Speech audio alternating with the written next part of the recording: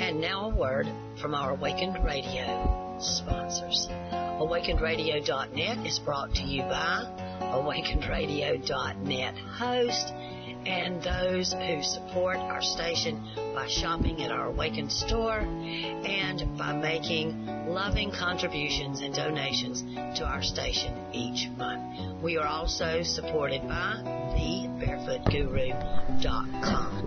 Thank you so much for your love and support of the Awakened Radio Network at AwakenedRadio.net. And radio is brought to you proudly by the Creative Playground Mastermind.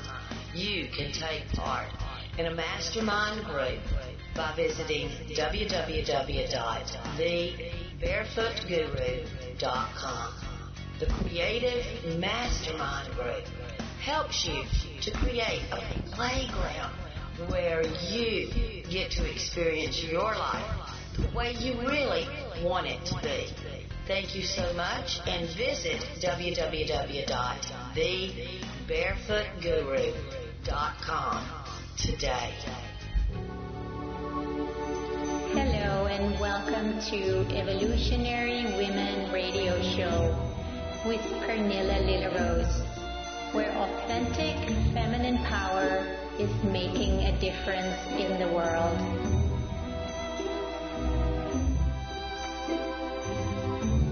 Hello everyone. Hello my friends.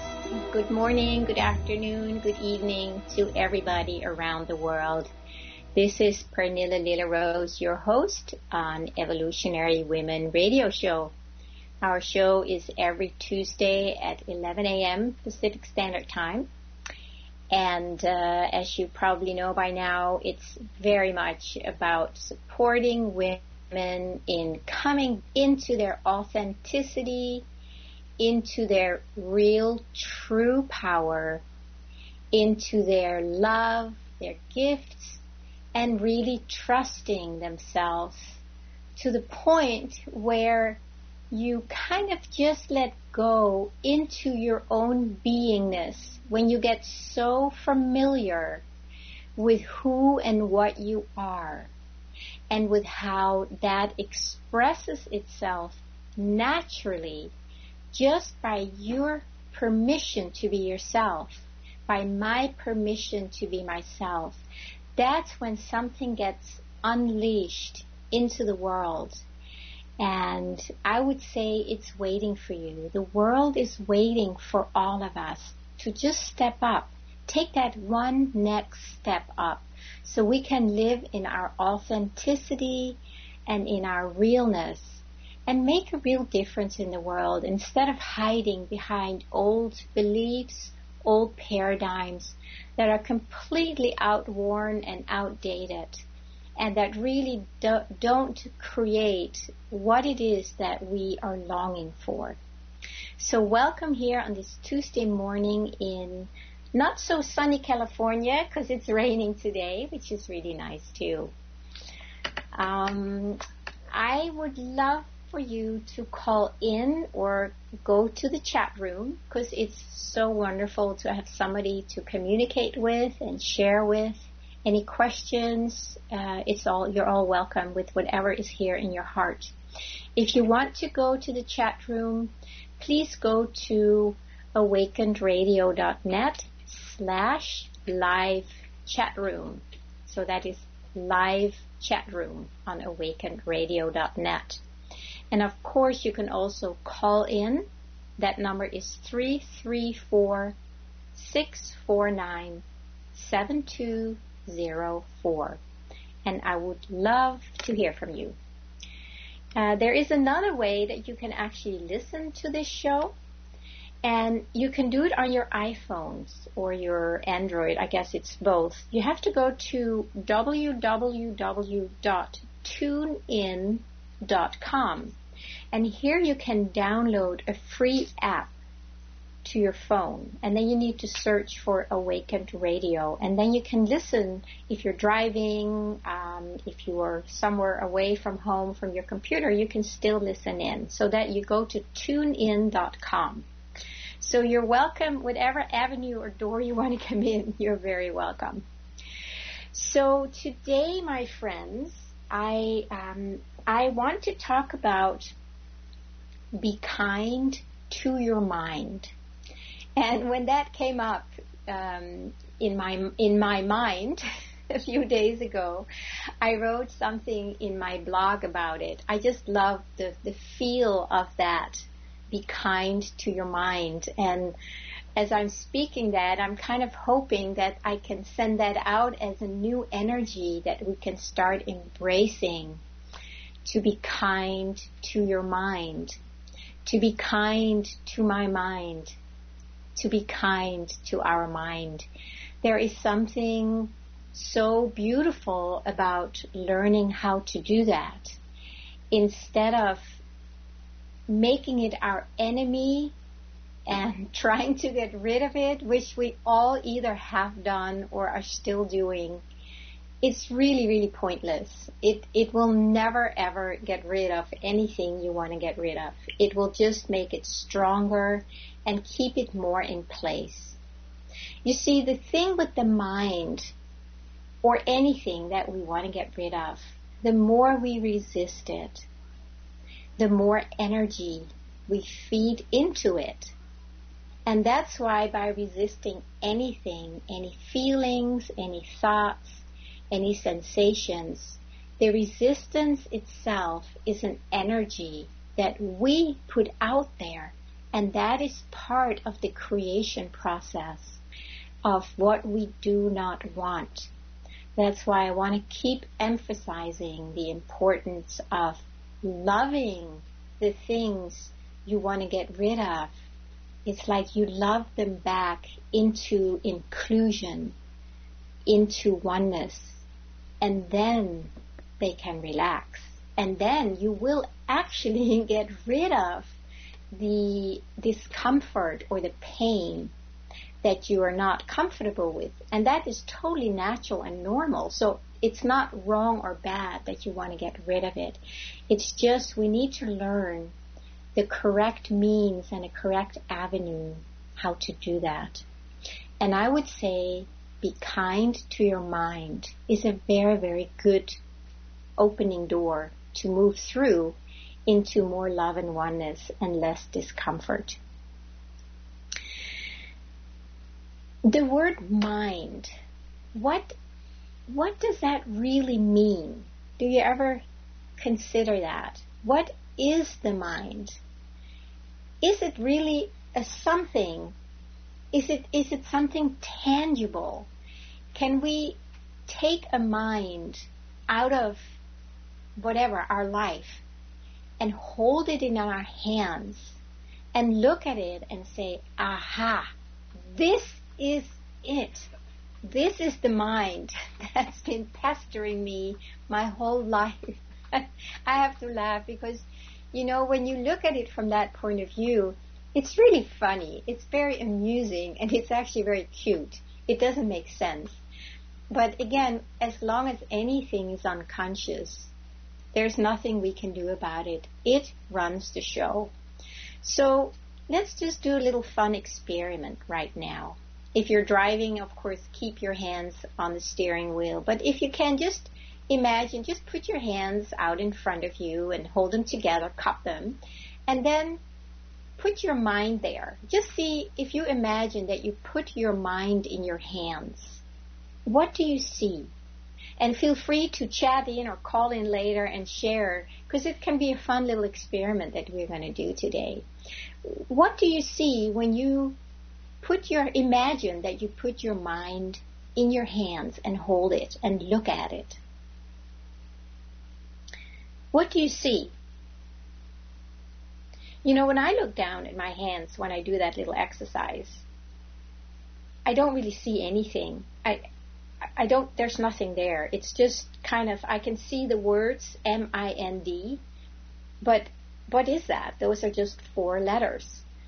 You may see an image of your brain, which is very common. We think that our brain is the mind, but the brain is actually more like a physiological thing that has organs and blood cells and vessels and nerves and all kind of things in it. But is that really the mind?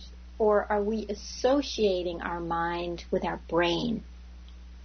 I'm sure there's a strong connection between the two somehow, and I'm not a scientist by any means, so I can't make this sound very scientific. But I can certainly have you encourage you to do just this little experiment and just imagine, what is the mind in your mind? How do you imagine the mind to be?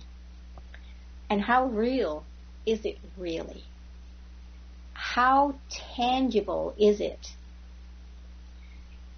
If you think about how much of your time you spend fighting your mind, arguing with your mind, resisting your mind, believing your mind, without ever really questioning what it is, you might get stuck in some pattern where there is no real way out. It's a catch-22 where you just keep doing the same thing, never really doing the real inquiry to find out, what is this really? What I've heard over the years, there's many ways of describing what the mind is. One way I heard it years ago was that it's a conglomeration of thoughts that come together, and they actually create what we call the mind. So if you look at it from that perspective, the mind is just a bunch of thoughts. Now, what is a thought? I can't tell you that either.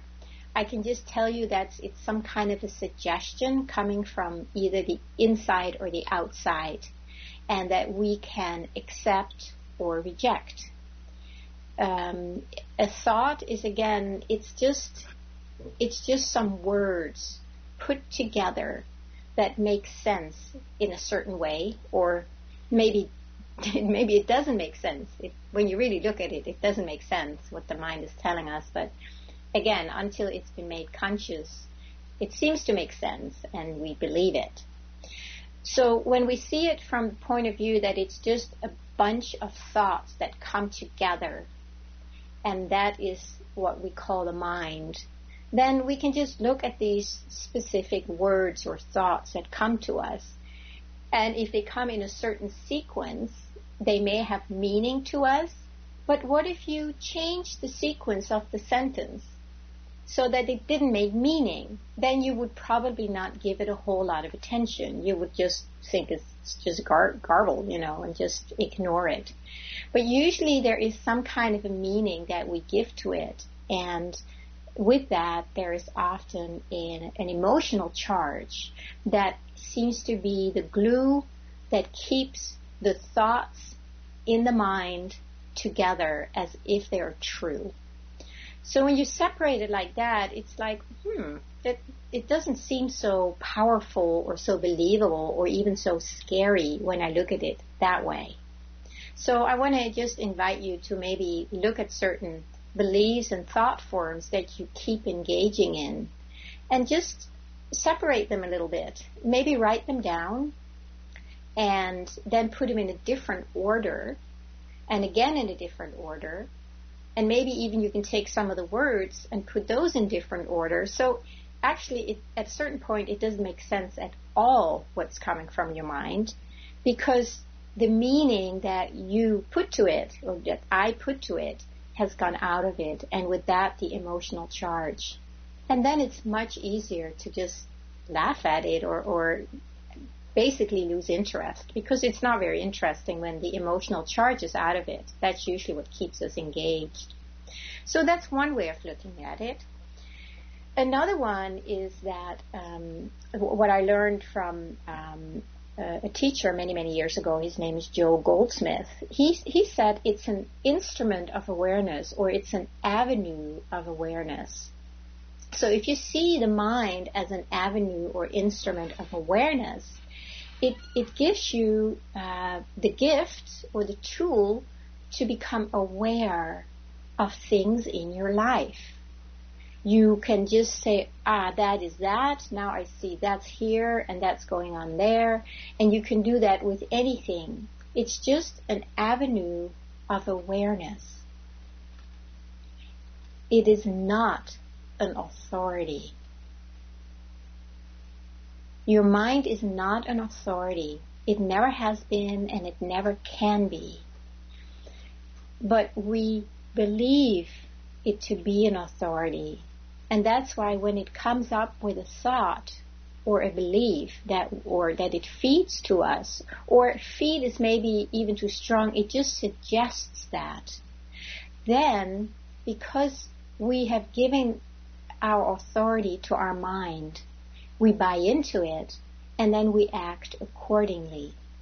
And that's where a lot of our suffering starts. So it's good to just see it as these different ways instead of just blindly believing whatever the mind throws up, that is the truth, or that is something you need to act upon or react against or whatever. You can basically just see it for what it is, be the avenue of awareness where you can see, oh, look at that thought. Isn't that cute? Or wow, that looks scary. Or wow, that looks very believable. But when you stay in this place of just awareness and using the mind to be the instrument that awareness can become aware through things, it takes a lot of the charge out. And with that, it gives you a lot of peace.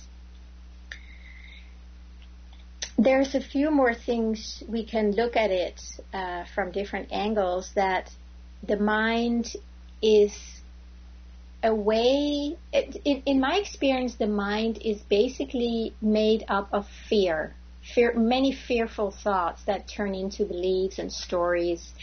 And then we tell ourselves these very scary stories, or the mind suggests these very scary stories, such as, you're unlovable, or you're unwanted, you're unworthy. These can sometimes be horror stories, things that will happen in the future, bad things that will happen in the future. And these stories, they scare us so much because we believe them.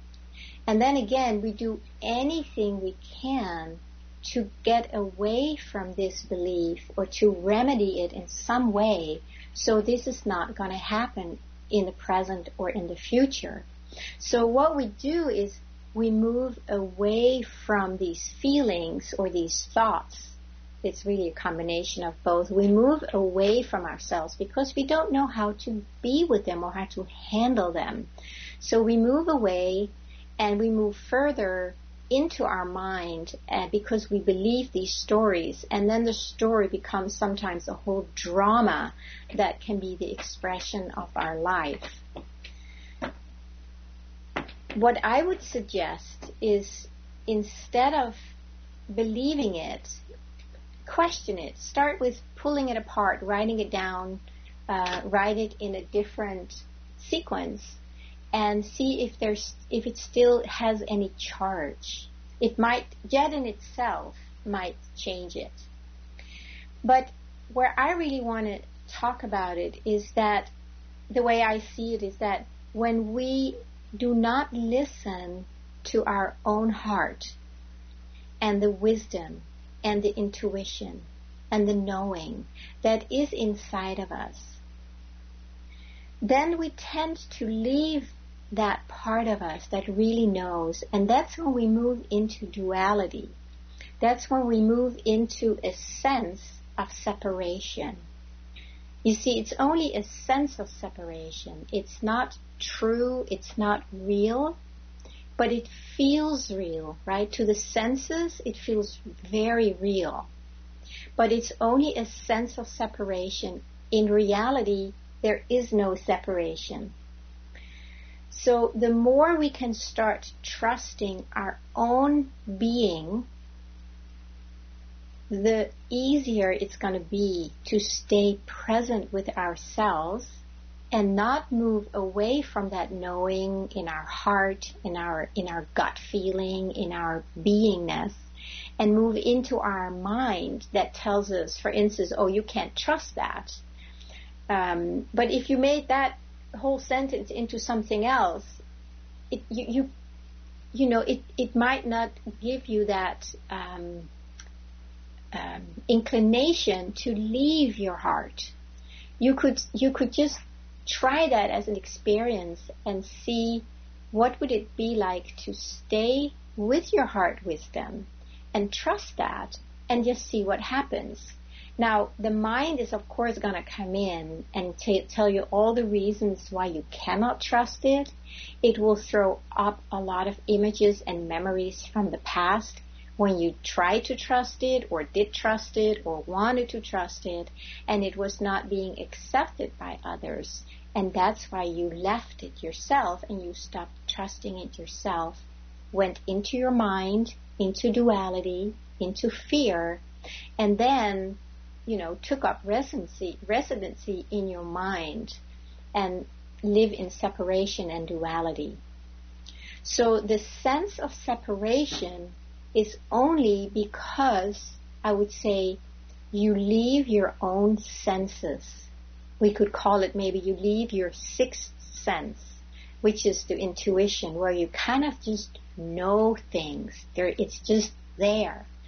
But if we don't trust that, we move away from it and we start living a life as if we are separate, as if we're separate from our divinity, from our fulfillment, from the goodness that is naturally ours. There's so many things that cause us to move away from our heart and believe all these stories. And remember, it's just something that the mind is throwing up, and there is no truth in it. So let's just get back to the title of today, Be Kind to Your Mind. Why would you be kind to something that is making you feel afraid, suffer, feel separate, all these things? Why would you be kind to that, right? The tendency is to want to get rid of something that's mean to you. And being mean, that's kind of a funny word too, because it's just a thought, it's just a suggestion. And it's up to us if we want to accept that suggestion or reject it. It always comes back to ourselves. So when we are being kind to our mind, there is a natural sense of relaxation. As long as we resist anything, we feel separate, we suffer, we are afraid. Just see if there's anything in your mind right now. I'm sure there is a lot, but see if you can pick one thing that you normally are afraid of, believe, feel ashamed of. It can be anything. I mean, there could be this suggestion of a thought that comes by many times a day that makes you feel ashamed. I've had that myself a lot in the past, feeling shy and ashamed, because I believed thoughts. I just believed them. I basically accepted them.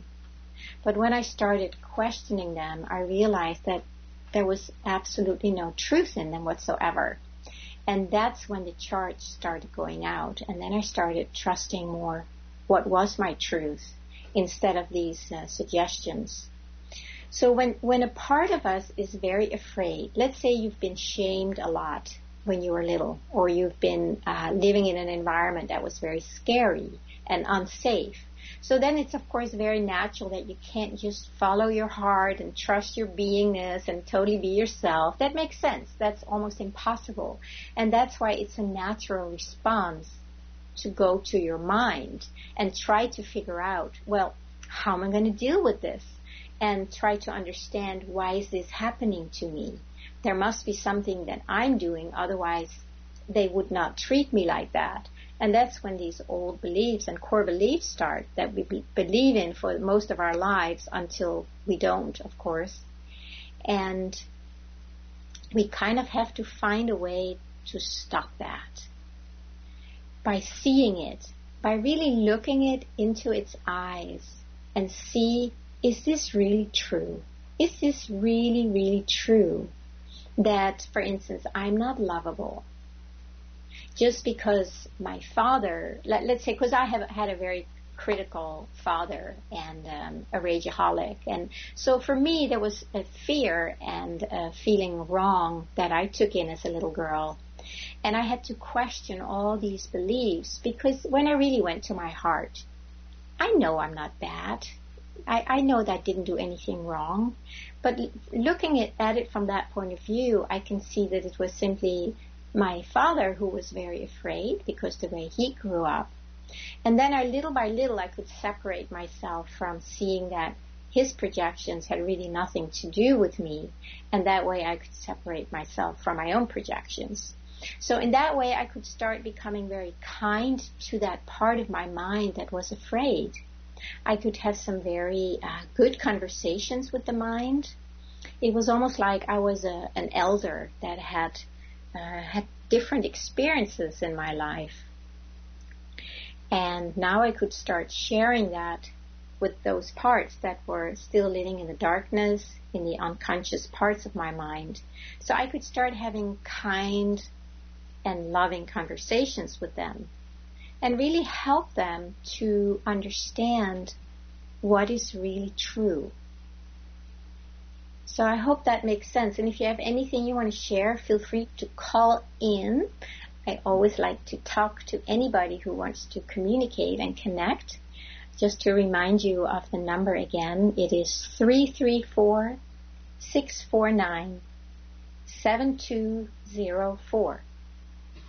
I would love to hear from you if you have something you want to share about that. Maybe you have your own experiences with it, and maybe you have some challenges with it. Either one is fine. Just call in if you want to.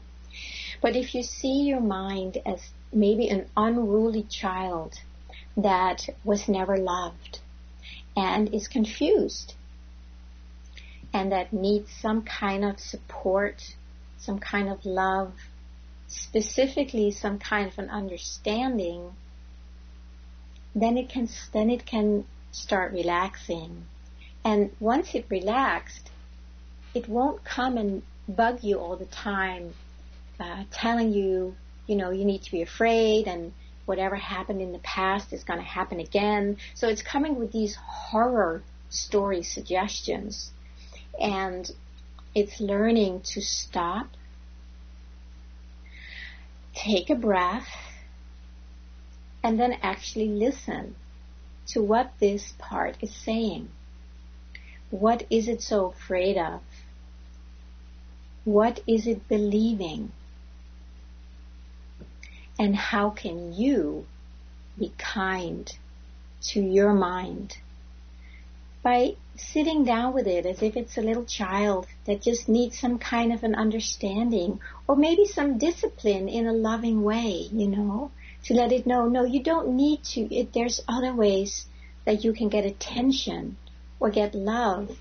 You don't need to become a little bully, or you don't have to manipulate me to get it. I can just sit down here with you and listen. So those are some really first steps, very important first steps, to start being kind to your mind and start listening to what it's saying. What does it need? And it's just creating a whole new relationship with your mind, first seeing it for what it is. And then you can treat it as a little child that simply needs some guidance that he or she did not have when you were young. We are just about to go on a break. And before we do, I want to again invite you to either chat in or call in if you're moved to. And if you would like to know a little more about the work that I do besides doing this radio show, you can always go to my website, which is LillaRose.com. LillaRose.com. LillaRose.com. I'd love to hear from you one way or the other. And now we're going to go on a short break, so we will be right back. And now a word from our Awakened Radio sponsors.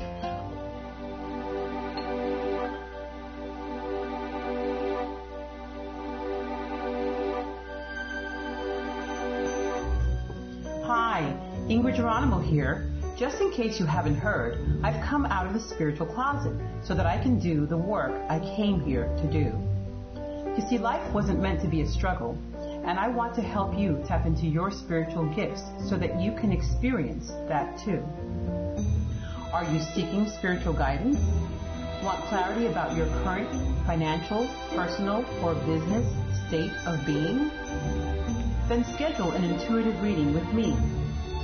Go to www.ingridgeronimo.com, click on Products/Services, and from there you can select the Services menu and choose the option that's right for you.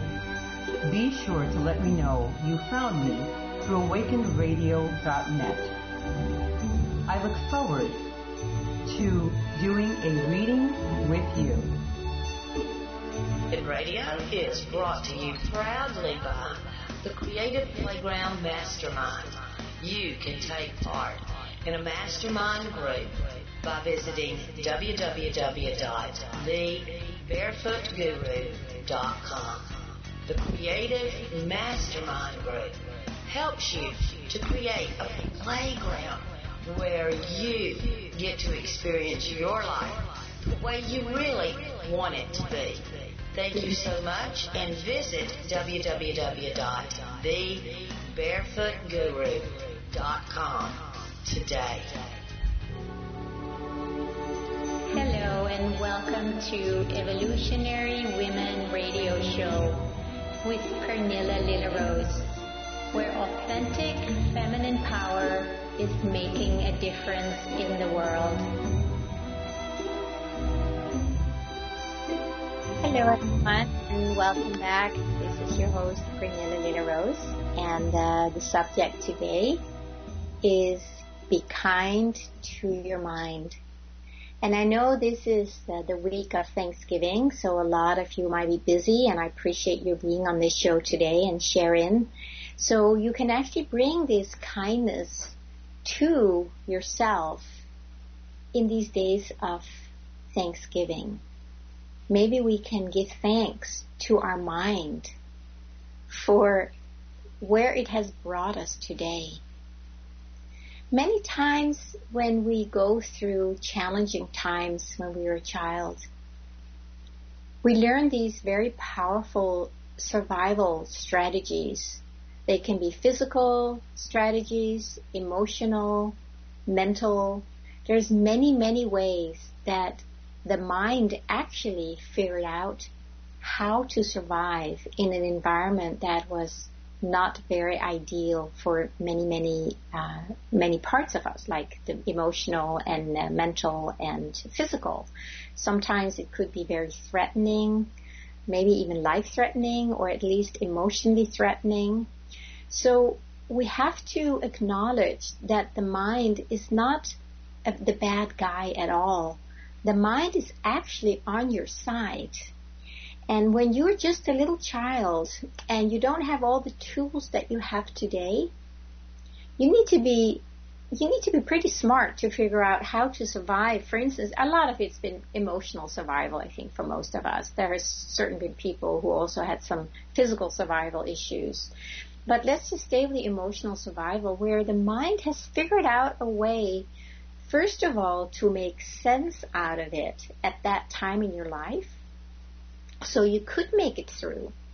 Now, looking back at it all today, it may not be the smartest thing, and you would probably choose otherwise when it becomes really conscious. But back then, let's really give thanks to our mind for everything it did for you to get you through a situation that was very, very challenging if you were in one of those situations. And even though the mind it's an instrument of awareness, right? But still it figured out something for you so you could survive.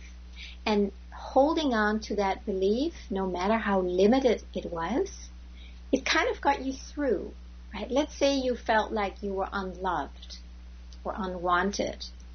What the mind has done then, it's kind of found a way to make you feel wanted and loved in other ways. Maybe by working really hard, maybe by pleasing others and not listening to yourself. Maybe that was a survival strategy when you were a child that really worked, right? If you were being really kind or very submissive, let's say, then you would not get yelled at or spanked or something. So whatever you came up with, whatever your mind came up with, it worked. It worked. You got through most of the time, probably. Maybe not all the time, but probably a lot of the time. And you learned certain strategies to survive the environment emotionally. And let's really honor the mind for being able to figure that out all on its own at that young age. Wouldn't you say? That's pretty amazing. How many little children, how often do we give credit to somebody really young to be able to figure out something that is very, very challenging? So, not just because it's the week of Thanksgiving, but just as a general, let's be kind to our mind and thank it for having done all it could and all it knew and all it knows to help you survive to this day emotionally. That's where a lot of the kindness start with the mind, to really acknowledging it. And you might notice if you do that right now, you might notice that you feel a little tender inside, and you might even feel some love and some kindness and caring for your mind when you see it from that point of view. That it's not the bad guy. It's just it didn't have the right model, didn't have the right tools, and that's all it knew at that young age. And that gets locked in as a pattern in the brain. You know, there's all these neurobiology and this about plasticity and how things, they get locked in the brain as if this is the truth. But there is neuroplasticity. That means that it can change. It's not fixed, but only when we make it conscious. So let's make it really conscious and just thank the sweet mind for everything it did. It lived in fear. It tried to survive, and that's all it knew. But now, it doesn't have to do that anymore because you're different today. Your life is different today. Your circumstances are different today. You are more experienced. You either are learning or have learned to speak your truth, to ask for what you need, to set clear boundaries. These are things that we don't just learn overnight. This is something we learn over a lifetime, and we just feel more and more solid and strong and confident in who we are. But let's start here with just acknowledging ourselves for, wow, I made it. I made it. I'm here today, and thank you, mind, for helping me get here.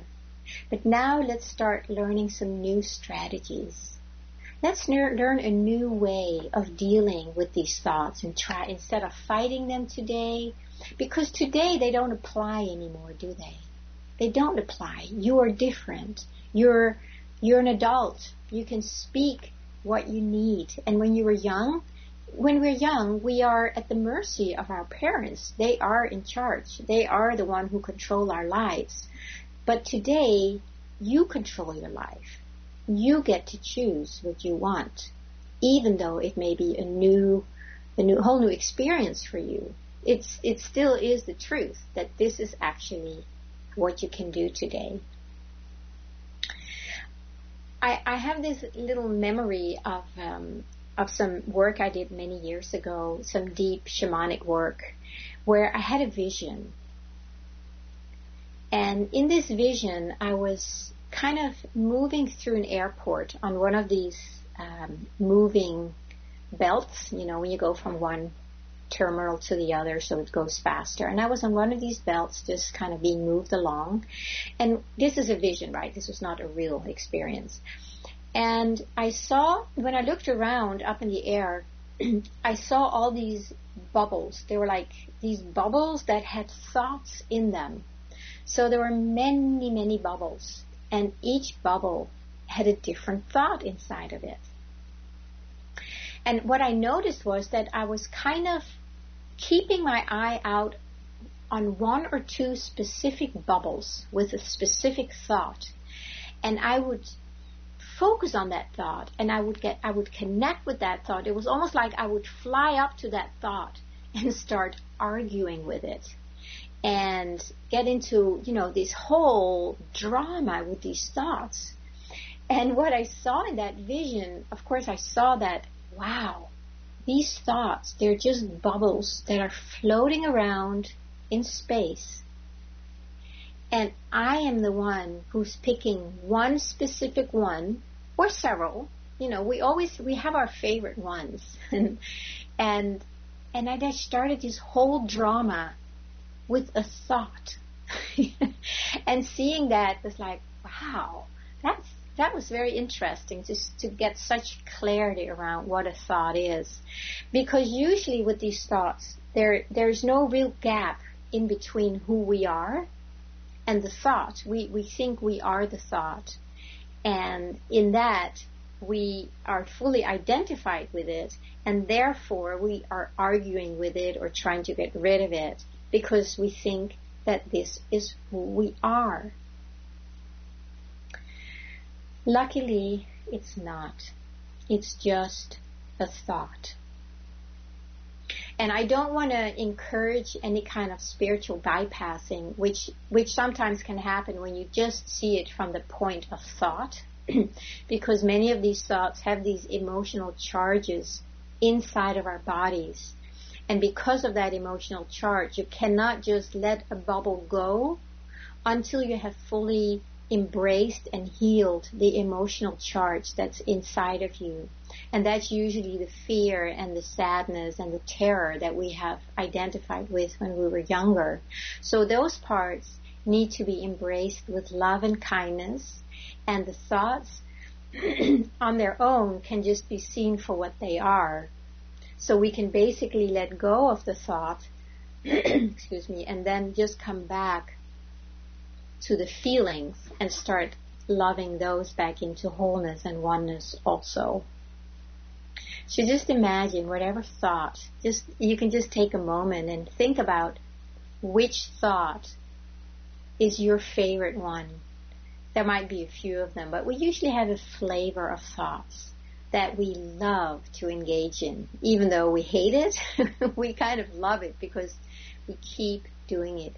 We keep circling around, spinning around with this one specific set of thoughts or this specific flavor of thinking that we argue with, we fight with it, we deny it, we believe it, we communicate with it.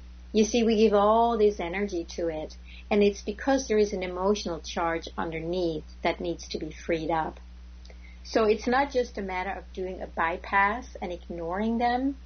It's a matter of seeing them for what they are, and then you have a choice that you don't need to keep believing these thoughts. You can let them go and then go straight into the body and start listening to the emotional charge that's connected with these beliefs.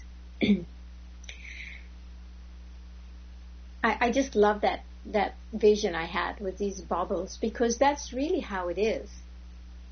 It is true. It's like we are living in this, you can call it a soup of thoughts in this third dimension. And the thoughts are invisible, so we can't see them with our physical eyes. But we're surrounded by thoughts. And we are bombarded with thoughts, basically all day long, all night long. And it's a matter of becoming aware of what your specific flavor is that keeps bombarding you. And then you can just say, no, thank you, I'm not interested. It's a very powerful tool, actually, to say no to your thoughts.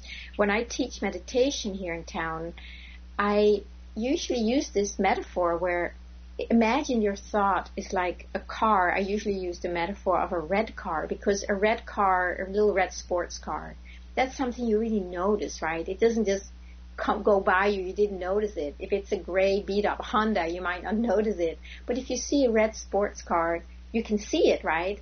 And in that, then you can say, I recognize you.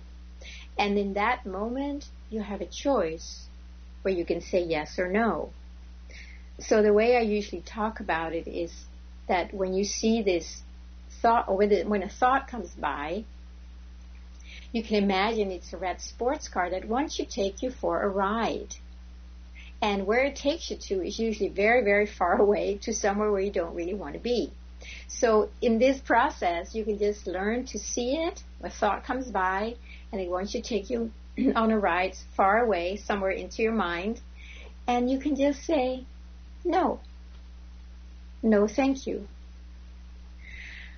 And take a deep breath. And just see that you are not the red car. You're not your thought. And you have the right to say no. And you can do that in a very kind way. You don't have to do that in a harsh way at all. But sometimes you actually do. There are times where, I don't know if harsh is the right word, maybe firm. Sometimes we have to be very, very firm with our thoughts and with our mind, but we can do it in a kind and loving way. It's like it's a racehorse without reins, right? It's completely undisciplined. So just being very kind to it and soft in the beginning, that is probably not going to do the trick. It might take you for a ride because it just bulldozes you over and is not really interested in what you have to say. So here it's about learning to set clear boundaries inside of yourself towards your thoughts. You see? So learning to say no to your thoughts is very, very powerful. Most of us accept our thoughts at face value. We believe them and we let them take us for a ride. And we don't need to do that anymore. You have full permission to say no. And instead, start going inside and say, okay, so if I do not want to follow my mind, if I don't want to believe this thought, what do I want then? And you can follow me in your own experience during this conversation. You can just start sensing into maybe a specific thought pattern that normally gets the best of you. Just see what it's like to say no to it. Is it scary? Is it empowering? Maybe it's completely new to you that you even have that option. But you do have that option. You can say yes and no to these thoughts. Just imagine them as bubbles floating through the air, and some of them come knocking at your door because you have been inviting them in so many times. And now you're actually going to say no when they come knocking at your door, wanting to take you for a ride. You just say, no, thank you, and you close the door. Just like that. You can be kind, say, no, thank you, close the door, and let it go. And then it might keep knocking and knocking and knocking, and it wants to start knocking down your door. So that's when you need to be more firm and say, no, it's a clear no, I'm not going to go with you anymore. I have new friends, and these friends live in my heart, and I like to hang out with them more because I feel better when I do. So this is when you start setting clear boundaries and start trusting what is true for you and what is good for you. So I want to just invite us all to take a deep breath.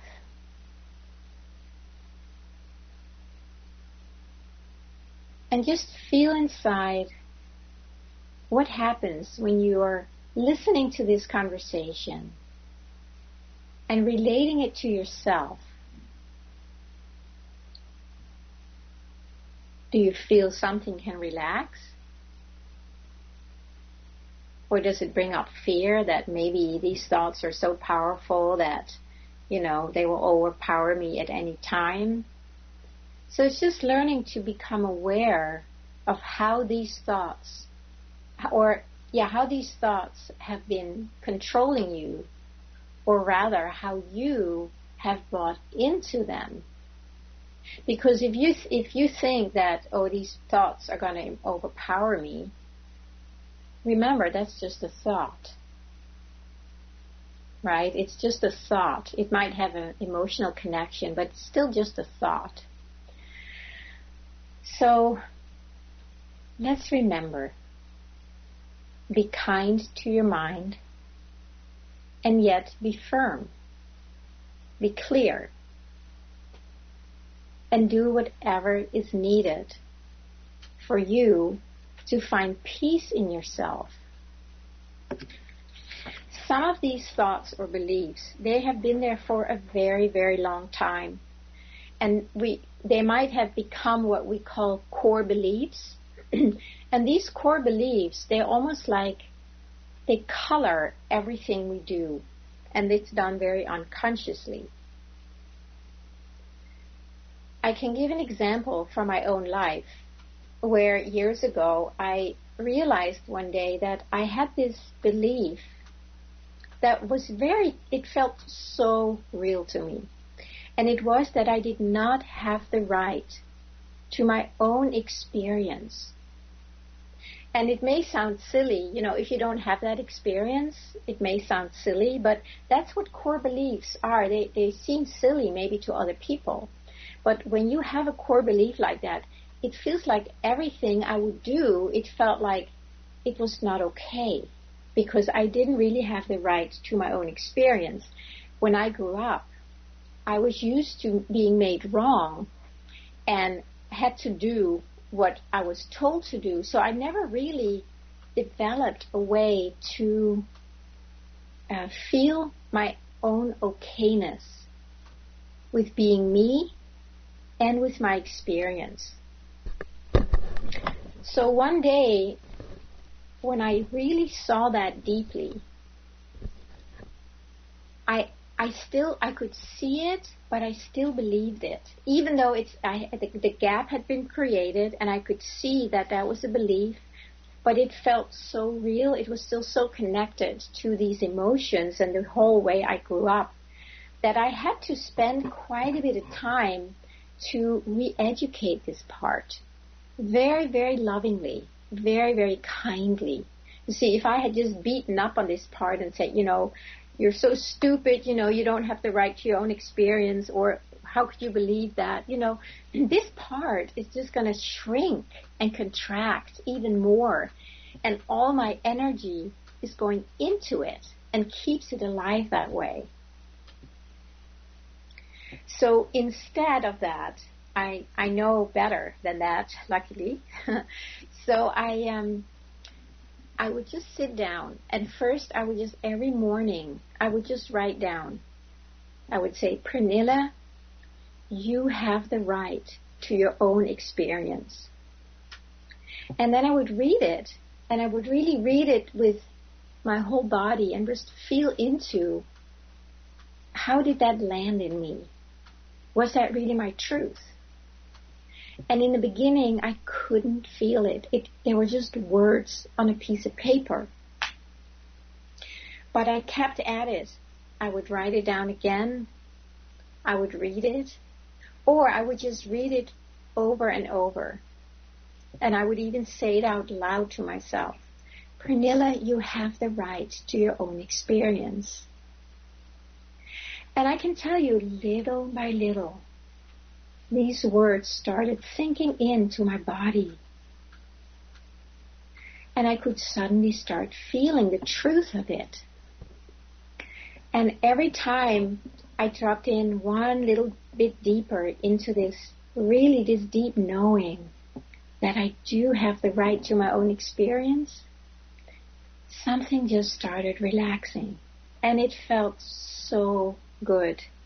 It felt like my whole body had been completely identified with this belief. And that's why I kept attracting people and situations into my life that would confirm that I didn't have the right to my own experience. So they would always make me wrong and themselves right, And then I could really, get lost in the doubting of myself, which has been my middle name most of my life. So this way, by just writing it and reading it and reminding myself, it felt so good. It was just such a relief to finally have somebody, which was myself, of course, to have myself tell me the truth. And this is something that nobody had ever told me when I grew up. Nobody said, Pernilla, you have the right to your experience. And of course, the way that would have happened would have been by them acknowledging and celebrating my experience. But it was always made wrong, so I kind of made that assumption, right? My mind made that assumption to help me survive and understand something. Like, well, it must be because I don't have the right to my experience. But then later in life, I don't need that anymore. I love my own experience today, and I love to share it, right? Otherwise, I wouldn't be here on the radio show with you. So if I can encourage you to start finding ways to be really kind to your mind, to start listening. What is your mind saying? What are you afraid of? What are you telling yourself that scares you or that doesn't feel good? And then when you get in touch with these beliefs, you can be very, very kind to them. You can start listening to them and find out, what do they need to know? What do they need to know? What do you need to know? Would you need to know that something like, you are lovable? You could say your name and you can say, so-and-so, you are lovable. And then whatever comes up in that beginning, all the disbelief and all the reasons why not, just let them come up. Just let them come up. It's almost like you put new energy, good energy into yourself. You feed yourself this good energy. And then all the old energy that's not true can come up to the surface and leave. So you're filling up the bottle with the truth, but you have to feel it. Right? It's not just a mental thing you tell yourself over and over. That's kind of the old affirmations. It doesn't work. It's just another mind trick to convince you, mind, of something that it's believing, but it all stays in the mind. So let's just come to a gentle ending today by suggesting to you or inviting you to listen to what it is that you need to know. What would help your mind? How can you be kind to your mind? By deeply listening to it and finding out, what does it need to know? And then take time every day, not just a mental concept, but a real felt sense of sitting down and writing to yourself or talking to yourself, and let yourself know the truth until you can feel it. And it feels good. Something will relax in you. So that's my invitation for you today and for the rest of your life, if you're so inclined. And I think we are just about to come to the end of the show today. If you would like to know more about the work that I do, please go to the website at LillaRose.com.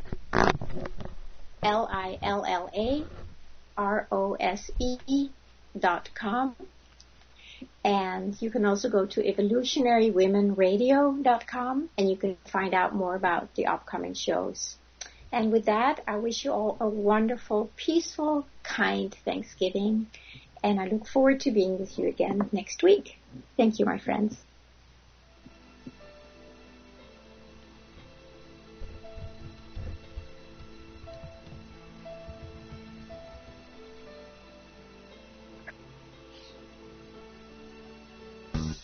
Awaken